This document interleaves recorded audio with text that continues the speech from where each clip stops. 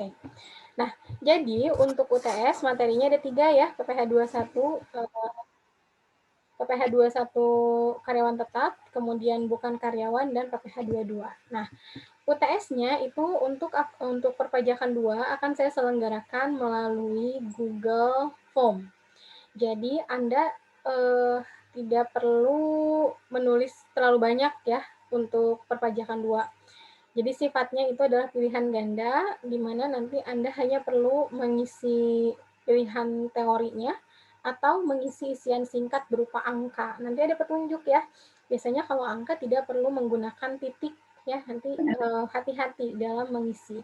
Jadi untuk UTS perpajakan 2, setelah selesai mengisi soal, Anda sudah bisa langsung melihat nilainya. Ya, itu untuk mempermudah kita juga ya. Untuk Anda juga mempermudah bisa tahu nilainya dengan cepat, untuk saya mempermudah dalam pemeriksaan. Gitu. Tapi jangan terkecoh dalam mengisi pilihan gandanya. Biasanya kalau misalnya pilihannya bulat, simbolnya bulat gitu ya, itu pilihannya hanya 1. Tapi kalau misalnya kotak, Anda berarti bisa beberapa poin, bisa memilih beberapa poin. Jadi harus hati-hati gitu. Pokoknya semua sumbernya berasal dari PPT yang sudah saya share dan soal-soal latihan yang sudah kita kerjakan. Itu untuk UTS perpajakan 2. Nah, untuk UTS akuntansi biaya, materinya itu dari yang akan saya ujikan itu hanya 2 ya untuk hitungannya, yaitu cost volume profit analysis, di mana di dalamnya mencari BEP, kemudian mencari laba dengan tingkat pajak, dan juga analisis keputusan. Analisis keputusannya itu bisa menggunakan biaya-biaya promosi atau biaya-biaya investasi, serta analisis sensitivitas bisnis. Itu sudah dipelajari kan ya? Jadi itu materi yang pertama. Dan yang keduanya adalah job order costing. Jadi untuk hitungan hanya 2 soal ya, yaitu cost volume profit analysis dan job order costing. Nah, kalau untuk UTS akuntansi biaya, itu mah tidak bisa saya selenggarakan melalui Google Form karena sifatnya kan menjurnal. Jadi, ujiannya itu esai. Anda mengisi sendiri tulis tangan seperti mengerjakan tugas, ya. Oke, ujiannya juga akan dilakukan secara tepat waktu sesuai dengan jadwal. Misalnya kalau perpajakan 2 jam, ya udah berarti 2 jam. Tapi kalau untuk akuntansi biaya, saya akan berikan toleransi 3 sampai 4 jam dalam pengerjaannya, ya. Sampai sini ada pertanyaan terlebih dahulu mengenai UTS? Bisa dimengerti? Insya Allah bisa, Bu. Oke, baik.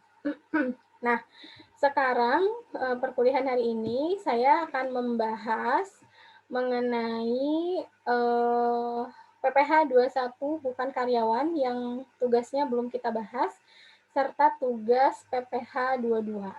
Ya. Sebentar ya, ini baterainya habis.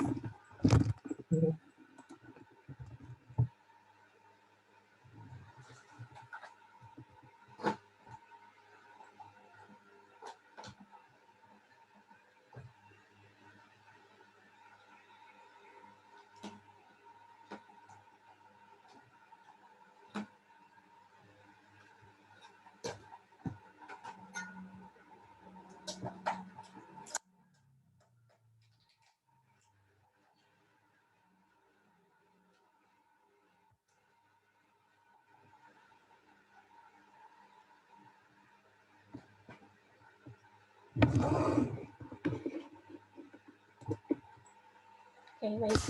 Silakan Anda siapkan tugas yang telah dikerjakannya, kita koreksi bareng-bareng. Jadi biar saya saja yang menjelaskannya, tapi siapa tahu nanti saya menjelaskannya keliru atau misalnya salah dalam perhitungan. Jadi kalau misalnya berbeda hasil hitungannya, silakan kita diskusikan bersama ya.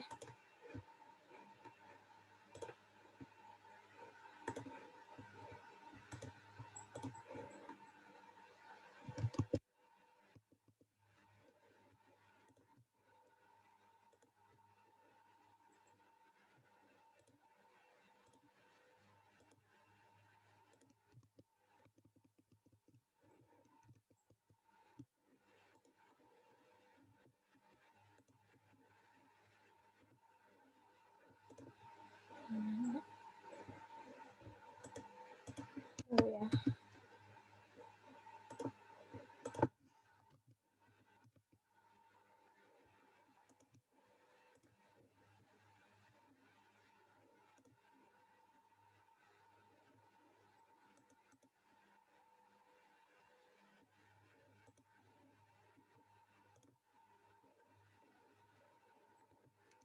Ini udah tampil belum?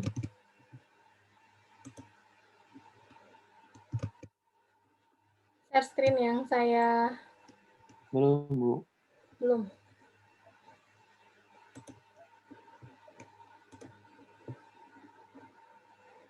Nah, sekarang udah, Bu.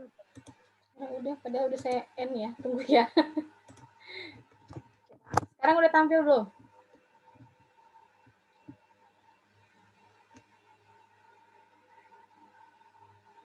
Belum, Bu. Belum, Bu.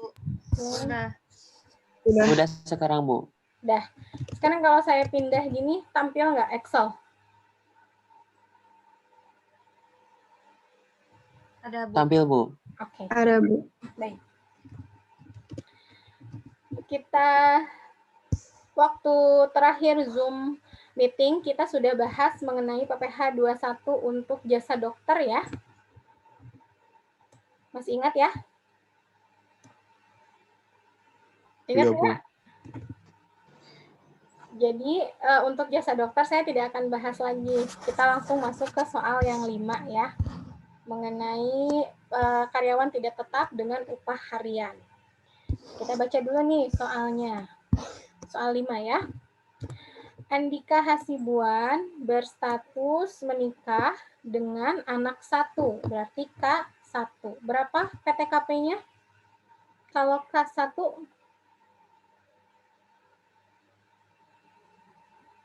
coba. Kalau K1 berarti 4.500.000. berapa? 4.500.000. 4.500.000. Kemudian ingat, karena kan K1 berarti ada untuk pribadi 54 juta, ada untuk status kawin 4.500.000 dan untuk status anak tanggungan satunya 4.500.000.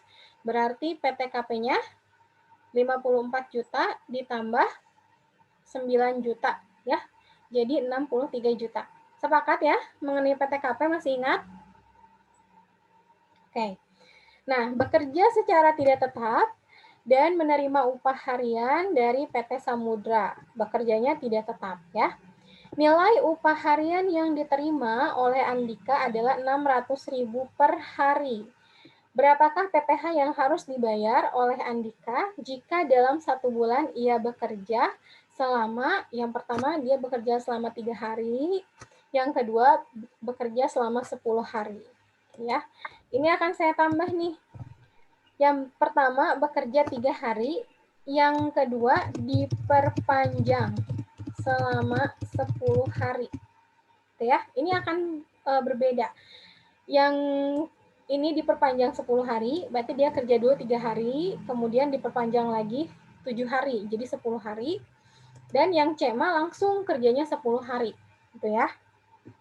Nah, kita harus lihat dulu untuk PPh 21 untuk bukan pegawai dengan upah harian. Ini sudah muncul ya PPT-nya. Baik. Kita harus lihat dulu patokannya adalah kalau upah hariannya kurang dari 450.000, upah hariannya kurang dari 450.000, dan kalau dijumlahkan 1 bulan kumulatif kurang dari 4.500.000, maka tidak dilakukan pemungutan PPh. Misalnya, kalau misalnya Andika itu kerjanya sehari upahnya 300.000, itu kan kurang ya dari 450.000, maka tidak dikenakan PPh. Kemudian dalam 1 bulan kerjanya 10 hari, upahnya 300.000. Berarti kan 300.000 dikali 10 ya. Berarti kerjanya kalau 10 hari dapat upahnya 3 juta. Nah, secara kumulatif itu kurang dari 4.500.000. Maka tidak dikenakan PPh. Sampai sini mengerti ya? Kalau misalnya kurang dari 450.000 dan kurang dari 4.500.000. Nah, yang kedua, kalau penghasilannya lebih dari 450.000 secara harian dan secara kumulatif sebulan kurang dari 4.500.000, maka upahnya 5% dikali upah dikurangi 450.000. Kita lihat dulu soal yang pertama nih. Ini adalah contoh untuk kasus yang kedua, di mana upah hariannya upah hariannya lebih dari 450.000, upah kumulatifnya kurang dari 4.500.000. Nih. Tadi kan namanya siapa sih? Andika. Andika itu untuk soal yang pertama, dia bekerjanya 3 hari, ya kan? Sehari itu upahnya 600.000, berarti lebih dari 450.000. Nah, kalau 3 hari, berarti 600.000 dikali 3, ya, karena kan cuma 3 hari. Secara kumulatif, kalau Andika bekerja hanya 3 hari, maka dia mendapatkan upah 1.800.000. Kira-kira ini lebih dari 4.500.000 atau kurang? Kurang. Berarti ini sudah mendefinisikan upah lebih dari 450.000 dan secara kumulatif kurang dari 4.500.000. Sampai sini ngerti? Ya. Maka PPh-nya adalah 5% dikali upah harian dikurangi 450.000. Nah, upah yang dikenakan pajaknya berarti kan 600.000 ya secara harian. Batas tidak dikenakan PPh-nya 450.000. Berarti upah yang dikenakan pajak adalah 150.000. Gini. PPh 21-nya tadi adalah 5%, berarti tinggal 5% dikali 150.000. Jadilah untuk satu hari PPh Andika adalah 7.500. Dia bekerjanya berapa? 3 hari. Maka 7.500 dikali 3 hari. Jadilah 22.500. Ngerti ya? Oke, jadi harus hati-hati ya. Dilihat dulu upah hariannya apakah lebih atau kurang dari 450. Kemudian kalau secara kumulatif apakah lebih atau kurang dari 4.500.000. Karena itu ada perhitungannya tersendiri. Sampai sini ada yang ingin ditanyakan terlebih dahulu? Bisa dimengerti? Nah ya. Oke. Sekarang definisi yang ketiga. Definisi yang ketiga, upah hariannya bisa lebih dari 450.000 atau bisa kurang dari 450.000. Tapi kumulatifnya adalah lebih dari 4.500.000. Ya. Maka yang disorot adalah 4.500.000-nya. Kumulatifnya kalau digabungkan. Nah, kalau misalnya secara 1 bulan lebih dari 4.500.000, maka pajaknya adalah 5% dikali upah dikurangi PTKP harian. Nah, ini untuk kasus soal nomor 2. Soal nomor 2 adalah diperpanjang selama 10 hari. Ya. Kita lihat dulu. Upah 10 hari kerja itu kan 600.000 ya. Dikali 10 hari berarti 6 juta. 6 juta itu berarti lebih dari 4.500.000 ya. Kumulatifnya sudah melebihi. Artinya perhitungannya harus ada PTKP. Lihat di sini nih. Ada upah dikurangi PTKP karena sudah melebihi kumulatif 4.500.000. Nah, PTKP-nya itu harus dihitung dalam harian. Kenapa? Karena upahnya juga dihitungnya harian. PTKP tadi karena Andika itu K1, berarti kan ada 3 PTKP-nya. Statusnya Andika itu menikah dengan jumlah tanggungan 1. Berarti PTKP-nya ada untuk PTKP WP, untuk orang pribadi, yaitu 54 juta. Kemudian untuk status kawin 4.500.000. Dan untuk status tanggungan anak 1 ya, 4.500.000. Jadi kalau dijumlahkan PTKP-nya Andika itu 63 juta. Ngerti ya? Nah, 63 juta ini harus diseharikan. Kalau dalam pajak 1 tahunnya hanya 360 hari, maka PTKP harian adalah 63 juta dibagi 360. Nah, seharinya teh 175.000. Karena Andikanya bekerja 10 hari, maka dikalilah ini nih 10 hari. Jadi PTKP-nya Andika adalah 1.750.000. Sampai sini mengerti? Ada yang belum mengerti? Mengerti tidak? Salah, Bu. Oke. Nah, berarti kalau misalnya sudah ada PTKP harian, kita menghitung penghasilan kena pajak.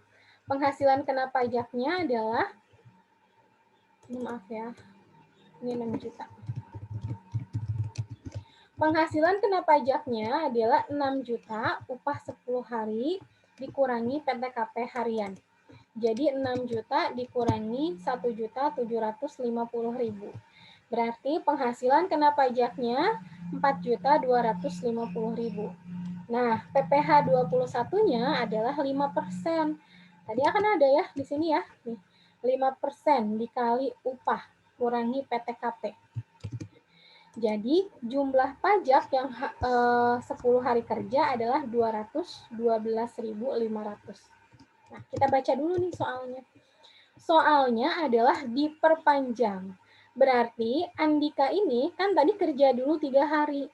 Terus diperpanjang lagi 7 hari. Jadilah 10 hari. Nah, kalau kasusnya diperpanjang, maka jumlah pajaknya harus dikurangi dengan yang 3 hari kerja.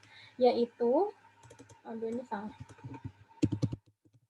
212.500 ini PPh 10 hari kerja dikurangi dengan yang sudah dibayar 22.500. Jadi yang harus dibayar adalah 190.000. Itu kalau kasusnya diperpanjang. Jadi kan waktu 3 hari Pak Andikanya udah bayar PPh nih 22.500. Nah, ketika dia diperpanjang 7 hari lagi, perhitungannya kan jadi 10 hari kerja. Berarti PPh-nya kan 212.500, sedangkan yang 3 hari udah dibayar. Jadi harus dikurangi. Jadi kalau misalnya kasusnya diperpanjang, jumlah pajak yang harus dibayar adalah 190.000. Nah, bagaimana untuk yang C? Yang C ini kerjanya 10 hari, tidak ada diperpanjang. Jadi langsung kontraknya 10 hari.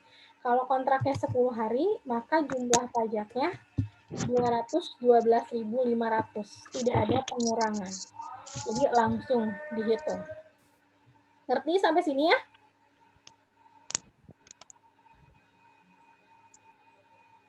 Ada yang ingin ditanyakan dulu mengenai PPh upah harian bagi bukan pegawai?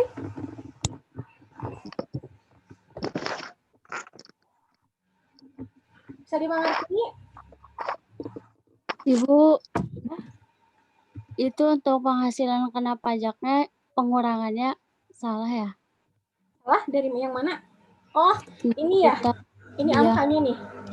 Harusnya 1750. Ini ya. Oke, kemarin saya salah hitung tapi ininya belum diganti. Baik, bisa dimengerti untuk soal yang ini ya?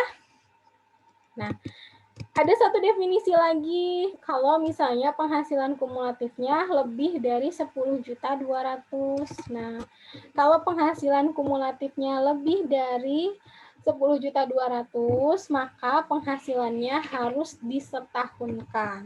Cara menghitungnya sama seperti PPh 21 karyawan tetap, di mana penghasilannya dikalikan 12, dikalikan dulu sebulan, penghasilan harian kali sebulan, kemudian disetahunkan. Tarifnya mengikuti pasal 17, jadi bisa 5%, 15, 25, atau 30. Ya, ini untuk penghasilan kumulatif. Oke, sekarang kita masuk ke soal yang kedua ya. Soal yang ke-6 maksudnya. Soal 6 kita baca dulu. Adiki merupakan seorang arsitek yang memiliki kantor berkedudukan di Jakarta. Oke. Selama tahun 2019 memiliki tender dengan nilai 500 juta. Berapakah PPh pasal 21 yang harus dibayar oleh Adiki untuk masa pajak 2019? Nah, ini termasuk pada pekerjaan bebas ya. Pekerjaan bebas itu dasar pengenaan pajaknya adalah 50%. Nah,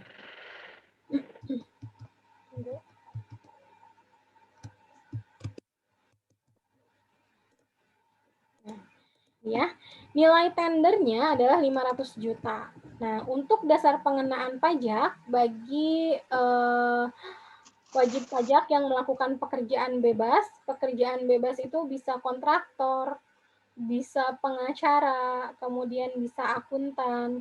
Pokoknya pekerjaan yang tidak terikat dengan perusahaan disebut dengan pekerjaan bebas. Maka dasar pengenaan pajaknya hanya 50% dari nilai tender. Berarti untuk kasus Adiki, dasar pengenaan pajaknya adalah 250 juta. Dari mana? Dari 500 juta dikali 50%. Ini ya. Jadi penghasilan yang dikenakan pajaknya bukan 500 juta, tapi penghasilan yang 250 juta. Nah, tarif PPh 21-nya mengikuti pasal 17. Karena ini 250 juta, maka dikenakan dua lapisan tarif. Yang pertama 5%, 50 juta, dan 15% dari 200 juta. Kenapa 200 juta? Karena sudah dikenakan 50 juta ya. 250 juta dikurangin 50 juta, jadilah 200 juta. Sehingga untuk pajak Adiki yang harus dibayarkan adalah 32.500.000. Oke, sampai sini mengerti? Mengerti, Bu. Mengerti ya. Sekarang soal yang ke-7. Nah, ini harus hati-hati ya. Reza dan Rena merupakan saudara kembar yang bekerja sebagai PNS di Pemkot Bandung dengan golongan 3D. Reza mengikuti turnamen Dota dan memperoleh hadiah 75 juta. Dan Rena aktif sebagai pembicara pada kegiatan pendidikan yang dibiayai oleh APBN.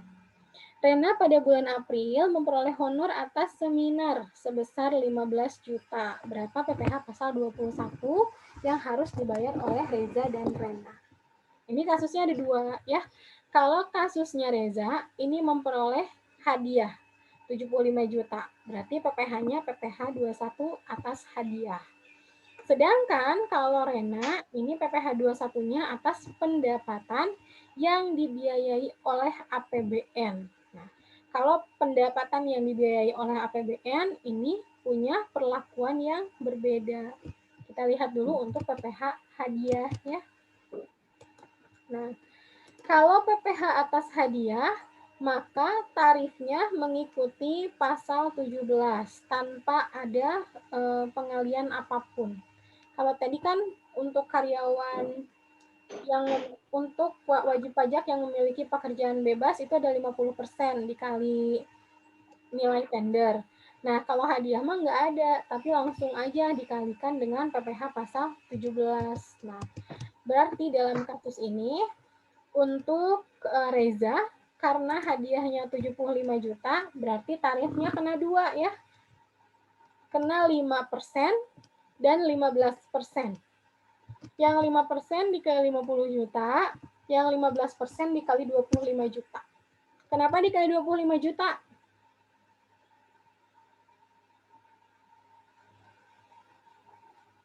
Bisa, Bu. Sisanya, Bu. Bu. sisanya ya. Sisa dari 75 juta dikurangi 50 juta, jadilah 25 juta.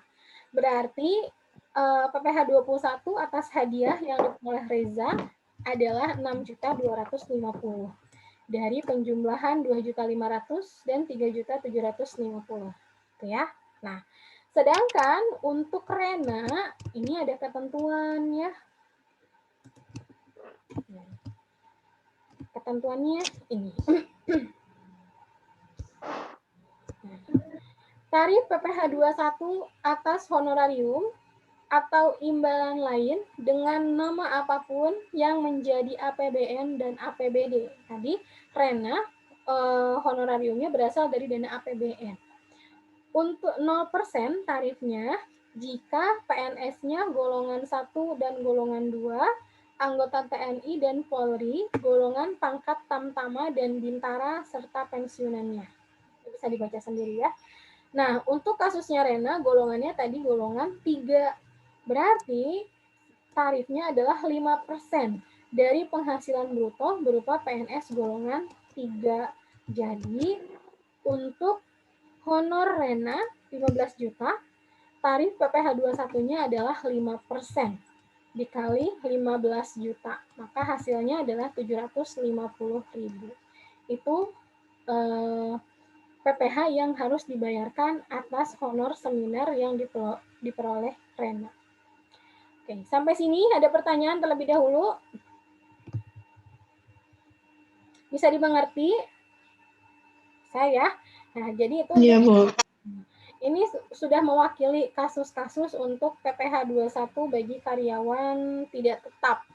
Jadi di pertemuan sebelumnya kita sudah bahas PPh 21 untuk pegawai tetap, kemudian untuk pegawai tidak tetap berupa jasa dokter, kemudian ini udah ada lagi upah harian, kemudian ada lagi nilai tender, ada hadiah, juga ada penghasilan yang diperoleh dari APBN.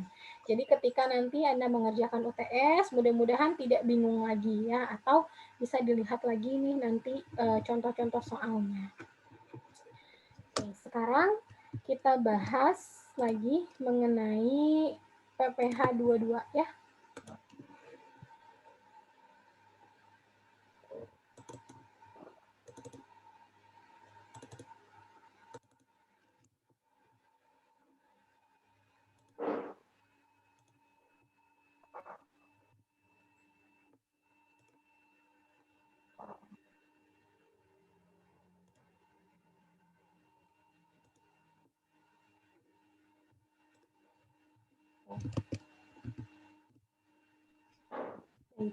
PPh 22 itu membahas apa sih? Coba sebelumnya, waktu mengerjakan tugas, PPh 22 itu kira-kira isinya membahas apa?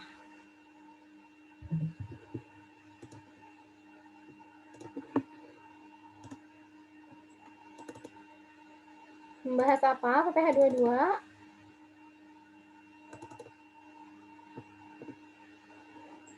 Ada yang masih lupa?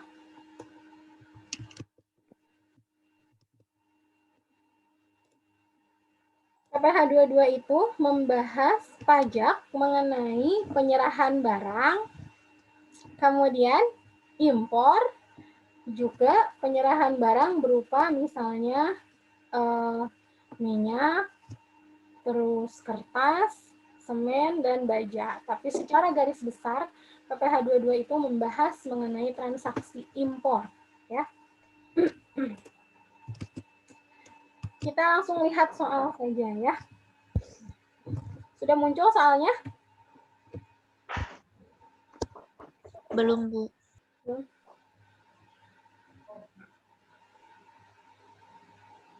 Sekarang sudah muncul?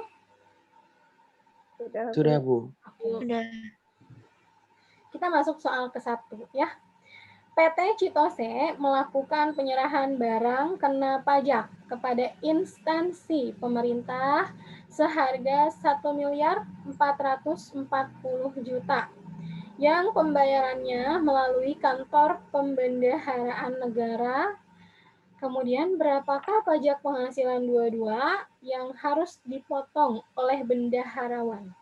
Jika yang pertama harga barang tidak termasuk PPN dan PPNBM. Yang kedua, harga barang termasuk PPN 10% serta bukan barang mewah. Dan yang ketiga, harga barang termasuk PPN 10% dan PPNBM 20%. Ingat ya, kalau dalam menghitung PPh 22, kita harus tahu dasar pengenaan pajak. Dasar pengenaan pajak itu adalah nilai pokok, tidak boleh termasuk PPN, PPNBM, atau pajak-pajak yang lainnya. Nah, kita lihat nih. Untuk soal 1, harga penyerahannya adalah 1.440.000.000.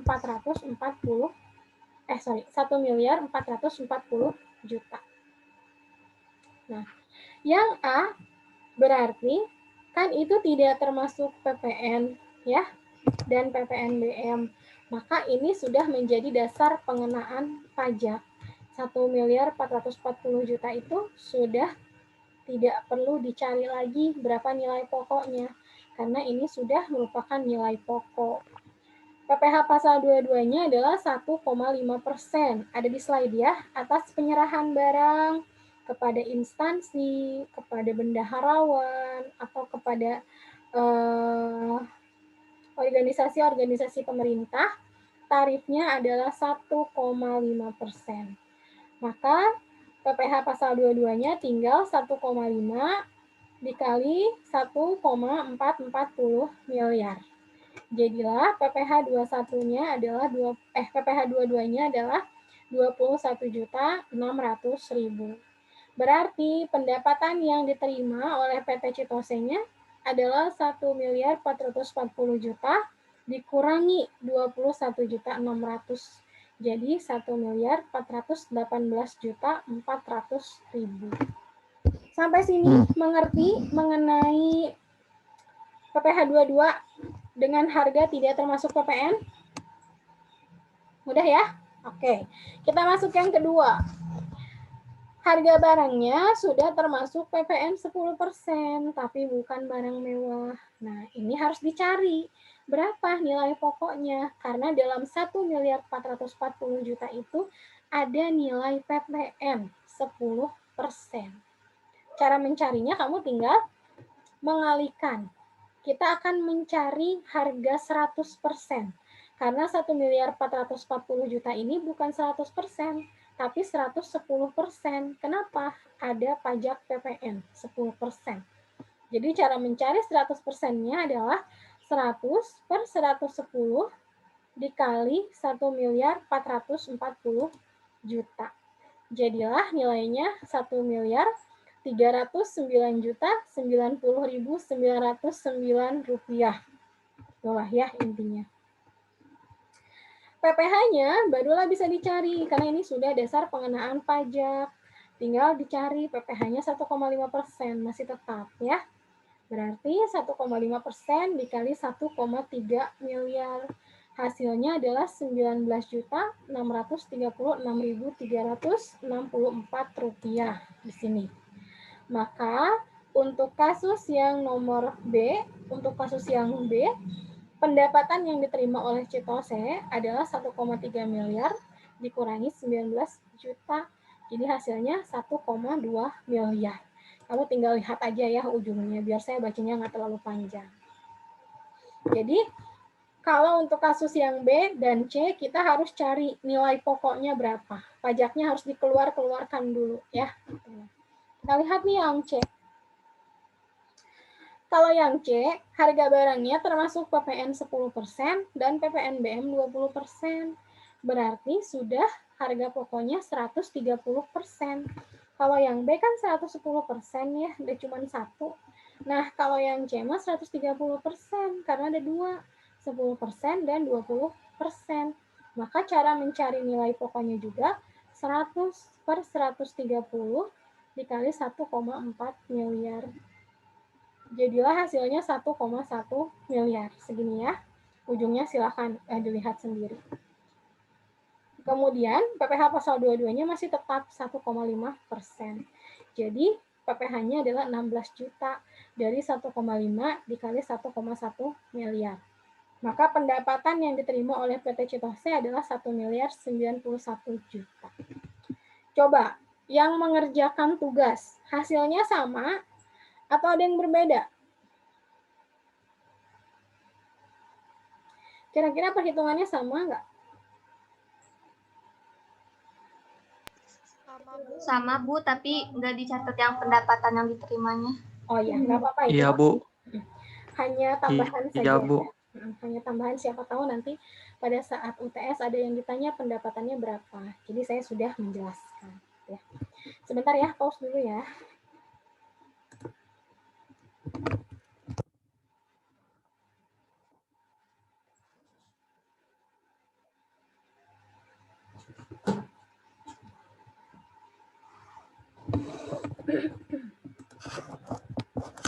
Baik.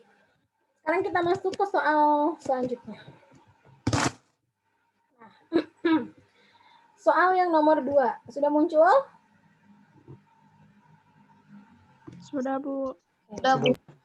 Soal nomor 2 adalah PT Pertamina selaku produsen bahan bakar minyak, gas, dan pelumas menyerahkan bahan bakar minyak senilai 300 juta, tidak termasuk PPN, kepada non-SPBU dan senilai 500 juta termasuk PPN kepada SPBU Pertamina. Berapakah PPh pasal 22 yang harus dipungut? Nah, ini berkaitan dengan penyerahan minyak. Kalau PPh penyerahan minyak, kita lihat nih. Jika ada transaksi berupa BBM, bahan bakar minyak, BBG, bahan bakar gas, dan pelumas. Kalau penyerahannya ke SPBU milik Pertamina, maka untuk BBM, premium, solar, premix, atau apa nih, super itu saya nggak tahu ya, nanti kamu cari sendiri ya, adalah tarifnya 0,25%. Kalau dikasihnya ke SPBU Pertamina. Tapi untuk minyak tanah, LPG, pelumas adalah 0,3% dari penjualan. Kalau SPBU swasta, ini adalah 0,3%, hanya ada satu ya tarifnya. Jadi, kalau BBM ke SPBU Pertamina tarifnya 0,25, kalau ke SPBU swasta tarifnya 0,3. Ya. Nah, sekarang kita lihat. Tadi yang pertama, untuk SPBU bahan bakar 300 juta diserahkan kepada non-SPBU. Di sini ya, 300 juta tidak termasuk PPN. Berarti tinggal dikalikan tarif PPh pasal 22-nya adalah 0,30. Nah, tadi yang kena SPBU Pertamina sudah termasuk PPN atau belum? Sudah termasuk PPN ya. Jadi, kita harus cari dulu nilai dasar pengenaan pajaknya. Nah, karena nilai 500 juta ini sudah termasuk PPN, kita harus cari dulu dasar pengenaan pajak. Tinggal dikalikan ya, 100 per 110 dikali 500 juta. Maka tarifnya adalah 454 juta sekian. Karena diserahkan pada SPBU Pertamina, maka tarif PPh pasal 22-nya adalah 0,25%. Jadi, untuk non-SPBU dengan transaksi 300 juta itu tarifnya 0,3%, maka PPh 22 terutangnya adalah 900.000. Tapi untuk SPBU Pertamina, transaksi 500 juta, maaf, ini berarti saya yang salah nih. Oh, enggak benar. Dari penjualan ya. Transaksinya 500 juta, itu kan sudah termasuk PPN 10%. Berarti kita harus tahu dulu nilai jualnya, tinggal dikalikan 100 dibagi 110. Maka nilai jualnya adalah 450 juta dengan tarif 0,25%, berarti PPh pasal 22-nya adalah 1.136.000. Sampai sini ada yang berbeda cara pengisiannya? Bu, itu untuk tarifnya yang 0,2% itu. Kenapa? Tarifnya kenapa? Yang SPBU Pertamina, Bu. Ya, Bu. SPBU Pertamina, kenapa? Harusnya 0,30%. 0,3. 3. Kenapa? 0,3, Bu. Karena minyak tanah, LPG, dan pelumpang. Karena jenis produknya termasuk minyak, gas. oke. Minyak pelumas, Bu, Ya, itu. betul. Ini ya. Jadi ini 0,3 ya. Gini ya. Iya, Bu. Iya, Bu. Ya, Bu. Ini 1.300.000 gitu, betul? Iya, Bu. Jadi sudah ya perhitungannya. Kan saya ada yang salah ya. Terima kasih ya dikoreksi. Jadi sudah sepakat ya, sudah sesuai isinya sama yang kalian ya. Sama, Bu. Oke, baik. Oke, bisa dimengerti ya, jadi ya. Sekarang kita masuk ke soal nomor 3. PT DTC berkedudukan di Jakarta menjadi pemasok alat tulis kantor bagi Dinas Pendidikan Kota Tangerang Selatan. Pada 1 Oktober, melakukan penyerahan barang kena pajak dengan nilai kontrak 11 juta sudah termasuk PPN. Berapakah PPh pasal 22? Nah, tapi kalau ini mah kita harus cari dulu nilai pokoknya ya, karena sudah termasuk PPN. Kalau tarifnya berapa? 1,5% ya? Benar nggak? Ya, Bu. Iya, Bu. Pecahan barangnya 11 juta. Berarti dasar pengenaan pajaknya harus dicari 100 per 110 dikali 11 juta. Jadi harga pokok atau dasar pengenaan pajaknya adalah 10 juta. Tarif PPh-nya 1,5% dikali 10 juta, maka 150.000. Maka pendapatan yang diterima oleh PT DTC adalah 11 juta dikurangi 150.000. Jadi 10.850.000. Sepakat ya yang ini PPh-nya 150.000 ya. Oke, baik. Sekarang soal nomor 4. CV Andika Putra menerima pembayaran atas penjualan meja tulis seharga 750.000 ke Pemda DKI. Berapakah PPh pasal 22 yang dipotong atas penjualan tersebut? Kalau ini berapa PPh-nya?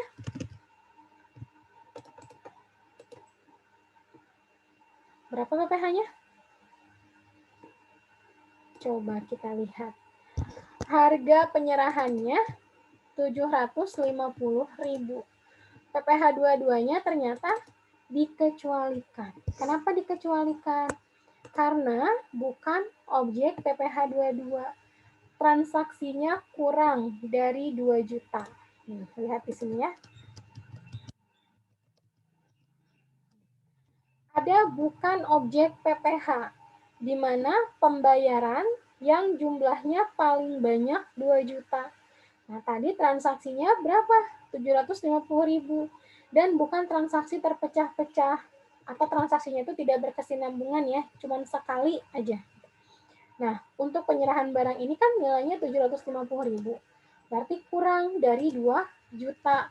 Jadi dikecualikan. Tidak ada penarikan atau pemungutan PPh 22. Sampai sini mengerti ya? Mengerti, Bu. Sekarang soal yang kelima. PT ABC merupakan importir sepatu. Pada awal tahun 2019, memasukkan barang ke wilayah pabean Indonesia dengan kos sebesar $85.000, biaya angkut sebesar $5.000, dan premi asuransi perjalanan sebesar $1.000. Ada lagi biaya masuk yang dibebankan sebesar 34.200.000 dan pungutan pabean lain yang resmi sebesar 16 juta. Nah, kalau transaksi impor, kita harus tahu dasarnya untuk pengenaan pajak adalah nilai impor. Nilai impornya harus dicari. Nilai impor itu berasal dari CIF. CIF itu apa? Cost, Insurance, and Freight. Ditambah bea masuk, ditambah bea masuk tambahan. Barulah itu namanya nilai impor. Kita lihat ya. Tahap yang pertama adalah kita harus tahu dulu CIF. CIF itu adalah Cost, Insurance, and Freight. Cost-nya adalah 85.000 ya. Di mana kurs yang berlaku di hari itu adalah 13.800. Jadi harga faktur adalah 85.000 dikali 13.800, yaitu 1.173 juta. Ya. Insurance adalah 1.000 dolar, kursnya 13.800. Jadi insurance-nya 13.800. Freight-nya atau ongkos angkut adalah 5.000 dolar dikali 13.800, jadilah 69 juta. Maka nilai CIF, cari dulu ya nilai CIF-nya, jangan ditambah dulu bea masuk. Karena yang dolar itu harus dikelompokkan dengan dolar. Jadi nilai CIF-nya adalah 1,1 miliar ditambah 13 juta ditambah 69 juta. Jadi 1.255.800.000 rupiah. Ini nilai CIF. Kemudian bea masuk adalah 34.200.000 dan bea masuk tambahan atau pungutan lain yang diperbolehkan adalah 16 juta. Nilai impor adalah CIF ditambah bea masuk ditambah bea masuk tambahan. Jadilah nilai impornya 1.306 juta. Sampai sini mengerti cara mencari nilai impor? Salah, Bu. Salah, Bu. Jadi nilai impor itu dicari dulu CIF-nya ya. Jadi jangan langsung dijumlahkan semua, tapi cost, insurance, and freight-nya itu harus dicari dulu, baru ditambah bea masuk dan bea masuk tambahan. Nah, karena ini ada dua soalnya, yang pertama importirnya sudah punya API, berarti tarifnya 2,5%. Kalau yang kedua belum memiliki API, berarti tarifnya adalah 7,5%. API itu adalah angka pengenal impor. Ya.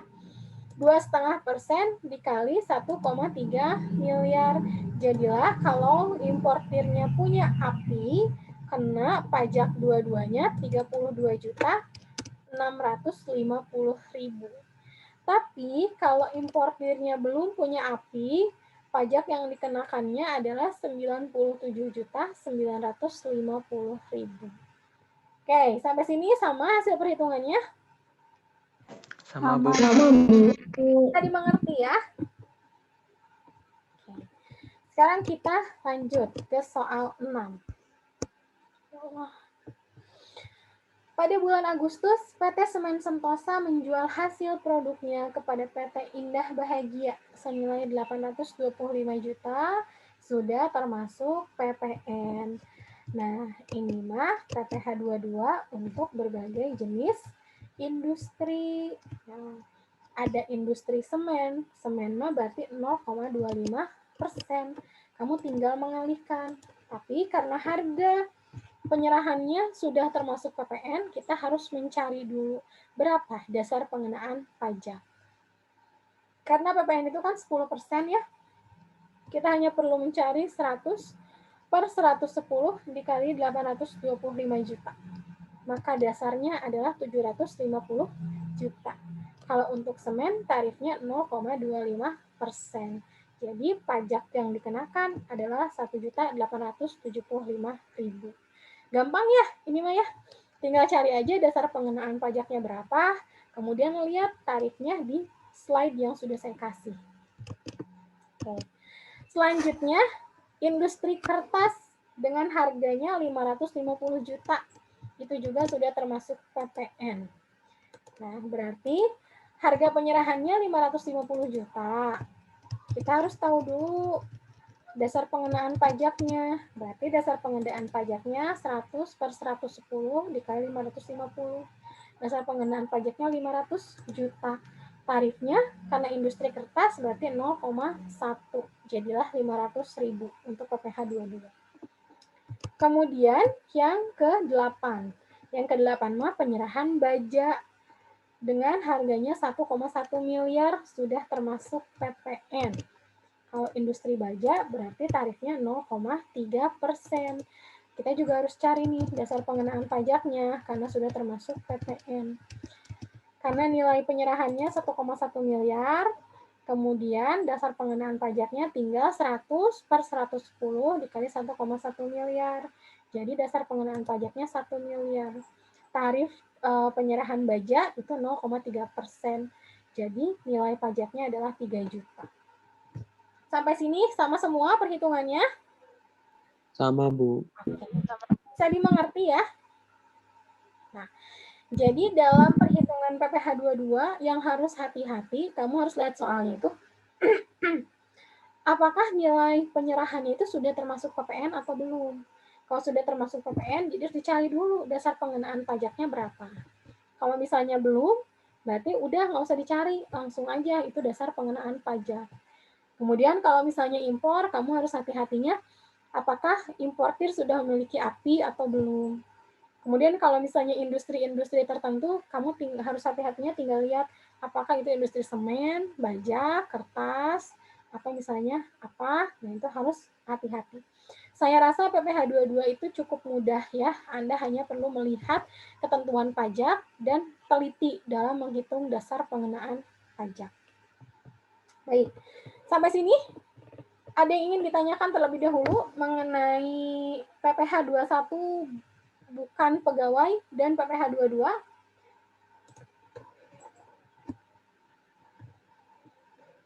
Sudah bisa dipahami ya? Oke.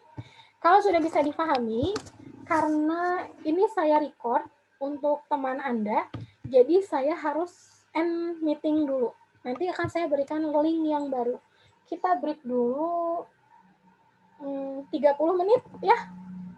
Karena biasanya lama nih untuk nge-save recordingnya. Jadi nanti saya berikan dulu, kalau misalnya recordingnya sudah selesai di-save, saya akan berikan link yang baru. Jadi silakan Anda istirahat dulu 30 menit.